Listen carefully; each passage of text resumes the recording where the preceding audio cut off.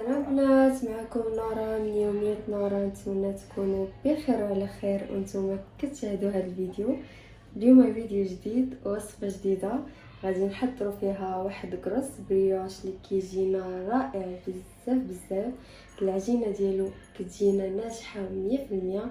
الا تبعتوا معايا الفيديو خطوه بخطوه انا متاكده ان شاء الله ما غاديش تبقاو تستغناو على هاد العجينه ديال هاد البريوش ديالنا. وما نطولش عليكم فيديو، ندوزو المقادير اللي غادي نحتاجو. بالنسبه للمقادير البنات غادي نحتاجو هنا سكر سنيده، انا عندي 90 غرام. الحلاوه تقدروا تنقصوا تقدروا تزيدوا على حسب نتوما البريوش ديالكم كيفاش كيعجبكم. الا كان كيعجبكم حلو 90 غرام راه مزيانه، كتبغيو تنقصوا شويه ديروا تقريبا نص كاس ديال العنبه، يعني 80 غرام. 90 غرام البنات راه كيعطينا واحد البنه زوينه بزاف، ما كيجيناش حلو وفي نفس الوقت ماشي مسوس. عندي هنا الدقيق الابيض اللي مغربل من قبل كما كتشوفوا، نص كيلو البنات 500 غرام. كاس ونص ديال الحليب، الكاس ديال العنبه العبارات بطبيعه الحال اللي دافي من قبل ولكن ماشي دافي بزاف حيت ما غاديش ينجح لكم البريوش ديالكم، تقريبا كيكون جاي البروده. كاس ونص. انا هنا مستعمله الحليب بودره، كيعطينا واحد النكهه احسن من الحليب العادي. اللي ما متوفرش عنده يقدر يعوضو بالحليب العادي ماشي مشكل. جوج بيضات، الا كان عندنا البيض في الثلاجه البنات خرجوه ساعه قبل يكون درجه حراره المطبخ ضروري. عندي نص كاس ديال زيت العاديه، زيت المائده. الخميره الفوريه لنا واحد معلقه ممسوحه، حيت دابا البنات كما كتعرفوا الجو بدا كيسخن شويه وهاد البريوش ديالنا الخميره كتكون فيه ضروريه، هي اللي كتخليه ينجح لينا. الا كان الجو البنات بارد بحال هكا في الفصل ديال الشتاء كديروا واحد المعلقه اللي كتكون عامره. مي دابا درت معلقه كبيره ولكن ممسوحه يعني ما عامراش كامله. عندي بيكنج باودر او خماره ديال الحلويات من وزن 8 غرام. عندي شاسي ديال فاني للتنسيم، شويه ديال الملحه. عندي هنا النافع اللي غادي ننسم به هاد الكروس ديالنا. تقدروا تنسموها البنات باي حاجه كتعجبكم، ما كاين حتى شي مشكل. قشور ديال الليمون او تكتفيو به غير بحال هكاك حتى هو كيجي زوين. انا كيعجبني النافع كيعطي واحد لوغو زوين. وعندنا الزنجلان للتزيين. هاد البريوش ديالنا البنات راه الطريقه السهله ديالو بزاف ديال العجينه، ما كتحتاج لا ندلكوها لا حتى شي حاجه. والطريقه اللي غادي نعطيكم باش نخمروه حتى هي راه سهله وما كياخذش لينا الوقت نهائيا. تبعوا معايا طريقه التحضير. دابا البنات غادي نبداو في هاد البريوش ديالنا العجينه ديالو. غادي نبداو بالحليب هو الاول. غادي نضيف هاد الكاس ونص كامله والخميره ديالنا بسم الله، وغادي نضيف عليهم سكر سنيده.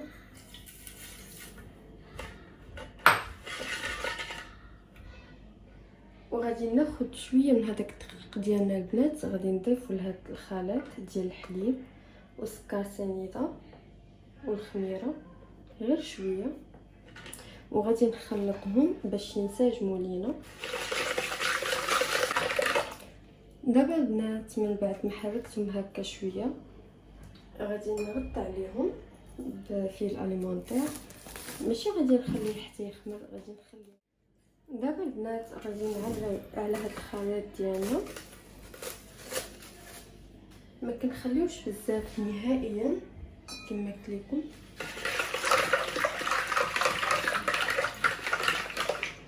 غادي نزيد ليه الزيت، نص كاس ديال العنبه،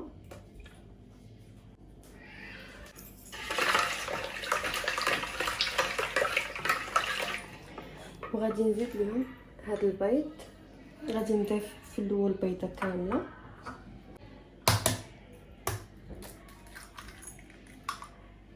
من الاحسن نهرسوها البنات في شي حاجه هكا شي زلافه صغيره. وغادي نضيفو البايض ديال البيضه، والصفر البنات غادي نحتفظوا به باش ندهنوا هاد القرص ديالنا.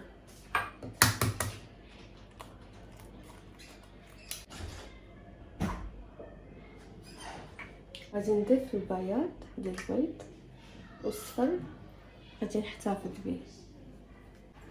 دابا البنات غادي نحرك كلشي مزيان كما كتشوفوا. غادي نضيف الفاني ديالنا،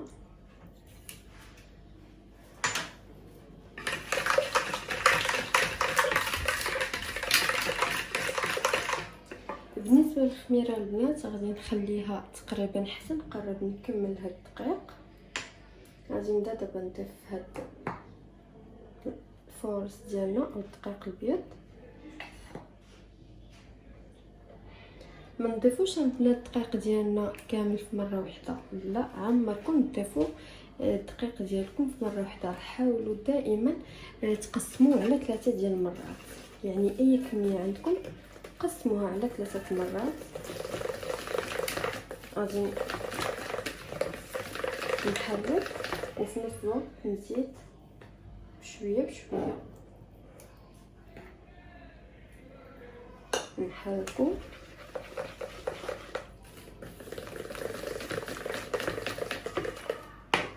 غادي نزيد هاد الخميره ديالنا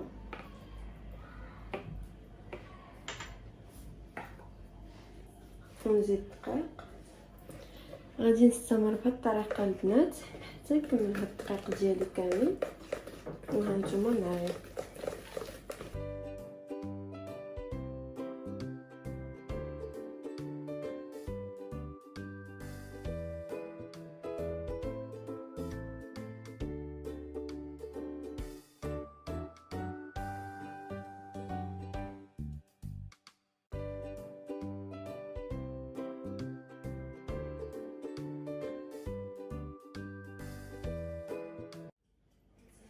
دابا البنات من بعد ما ضفت الكميه الاخرى اللي بقات عندي ديال الدقيق، غادي نحيد هاد العجينه من الطراب.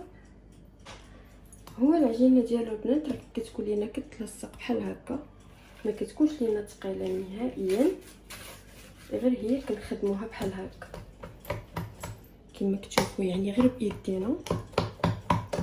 هذه هي الطريقه ديالو الا بغيتو يجيكم البريوش ديالكم ناجح 100%.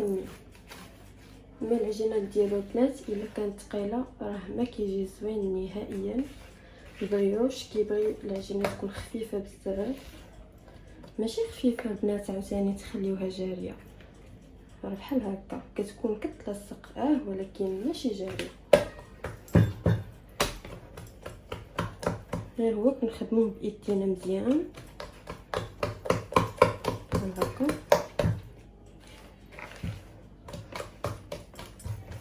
يعني بلا ما ندلكوه بلا حتى شي حاجه. صافي دابا البنات غادي نغطيو عليه مزيان بهاد الفيل الالمونتير.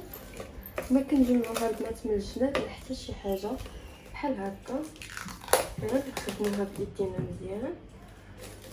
هذيك الطريقه اللي وريتكم كنخدموها بايدينا هي اللي كتدخل لينا الهواء لهاد البريوش ديالنا باش كيجينا ناجح. اما بالنسبه للطريقه ديال التخمار ديالو ما غاديش نقدر نعطيكم البنات واحد وقت معين، مثلا نقول لكم ساعه او خليوه نص ساعه. ملي كيضاعف الحجم ديالو عرفوا بان العجينه ديالكم راها واجده. يعني كما كتشوفوا عندي انا العجينه تقريبا حتى هنا، ملي غادي تضاعف غادي تشوفوها كيف غادي تولي. ولكن الطريقه البنات اللي كنعتمد عليها انا واللي كتخليني هكا نربح شويه ديال الوقت هي الطريقه ديال الفران. يعني كنصيحه كنقدمها لكم خصوصا البنات في الوقت ديال الشتاء، راه كتربح واحد الوقت بزاف. الا كنتو خدامين بالفران ديالكم خليوه حتى هكا يدفى لكم شويه، ماشي يكون سخون بزاف عاوتاني غادي تعطينا النتيجه عكسيه. الفران كيكون جاي البروده يعني غير دافي. ندخلوا ليه هاد الخليط ديالنا وغادي تشوفوا النتيجه اللي غادي تعطيكم في واحد الوقيته قصيره بزاف البنات. المهم انا غادي ندخلو دابا يخمر ليا ونرجع معكم ان شاء الله يسخنوا لينا العجينه ديالنا. دابا البنات من بعد ما طرفت لينا العجينه ديالنا واختمرت لينا، ها نتوما شوفوا شحال كتضاعف لنا الحجم ديالها. يعني هذا هو الوقت ديالها البنات، راه ما عندهاش وقت معين كما تشوفوا. ملي تشوفوا نتوما ضاعف لكم الحجم ديالها عرفوها بانها وجدات لكم. غادي نعريو عليها دابا. عندي هنا شويه ديال الزيت حيت هي غادا تكون كتلصق لينا، ندهنوا ايدينا شويه وغادي ندهن فين غادي نحطها بحال هكا.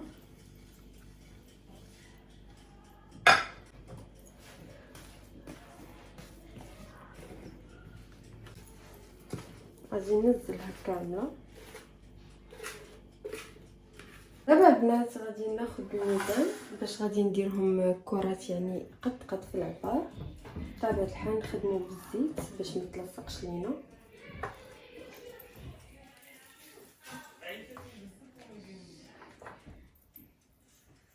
ما تنساوش البنات بان الحجم ديالهم كيتضاعف. بطبيعه الحال نتوما غادي ديروا القياس اللي يعجبكم، صغار ولا كبار ولا متوسطين. انا غادي ندير فيها 60 غرام. غادي نحاول غير هكا نلولبها شويه باش تجمع لينا. كما قلت لكم الزيت ما غاديش نخليها تلصق لكم. وغادي نحطها لاطا، درت ليها ورق الزبده حيت يقدروا يلصقوا لينا، من الاحسن اننا نتفاداو هذه المرحله. والفرانه البنات شعلت ويسخن ليا مزيان، كنشعلو عليهم من التحت حتى يطيبوا لينا، عاد باش نشعلو الفوق.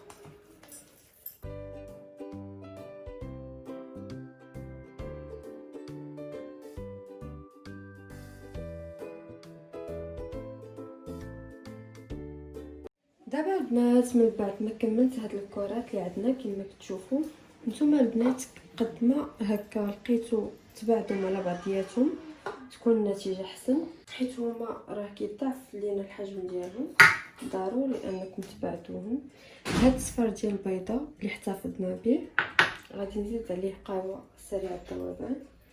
اللي بغات دير هكا واحد القطرات ديال الخل ديرهم غير باش نكسروا هذاك المذاق ديال الصفر ديال البيضه. غادي نخلط مزيان. بالنسبه للعبار ديال الدقيقه البنات، الا جاتكم هكا العجينه ديالكم خفيفه بزاف حاولوا تزيدوا فيها شويه ديال الدقيق، راه كتبقى عينكم ميزانكم. الدقيق راه ما كتكونش عندنا فيه واحد الكميه محدده، حيت كتكون على حسب النوعيه ديال الدقيق، يعني كيقدر يشرب لينا. او بعد مرات البنات كنقدروا نديروا العبار اكثر من نص كاس واخا بلا ما نحسوا، وهذاك راه كيشكل لينا واحد الفرق. يعني بلا ما نحسوا كتولي لينا العجينه ديالنا خفيفه. يعني الا جاتكم خفيفه ما تخافوا من حتى شي حاجه، زيدوا فيها الدقيق حتى تولي تجمع لكم. بطبيعه الحال ماشي تولي عجينه قاصحه، لا تكون خفيفه ولكن ماشي بزاف.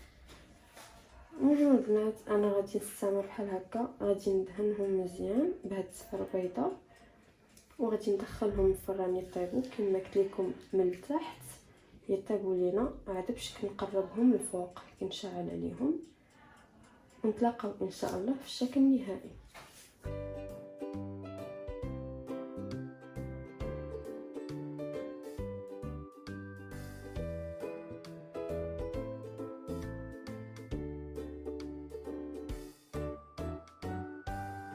البنات هذا هو الشكل النهائي ديالنا من بعد ما طاب لينا هاد الكروز ديالنا. كيجينا على هاد الشكل كما كتشوفوا، محمر لينا واللون ديالو زوين. والعجينه ديالو البنات اللي كتجينا غزاله بزاف بزاف رطبه. انا هنا قسمت لكم وحده تشوفوها، هانتوما العجينه ديالو البنات كتذوب لينا في الفم، زوينه بزاف بزاف. وبطبيعه الحال شي حاجه مصاوبينها بالدار راه كتبقى احسن من ناخذوها من على برا. وكيعجبوا الوليدات الصغار وحتى الكبار، علاش لا. كنقدروا نفطروا بهم ولا نقدموهم في الوجبه ديال الكوتيك، كيجيو لذاذين بزاف بزاف. نتمنى انكم تجربوا هذه الوصفه ديال اليوم وتخليوا لي في التعليق الزوينين كيف غادا تجيكم. الا عجبكم الفيديو ما تنساوش ديروا لي لايك باش تدعموني. نتمنى انكم ديروا لي ابوني للقناه ديالي باش يوصلكم كل جديد. ونتلاقاو ان شاء الله فيديوهات جداد.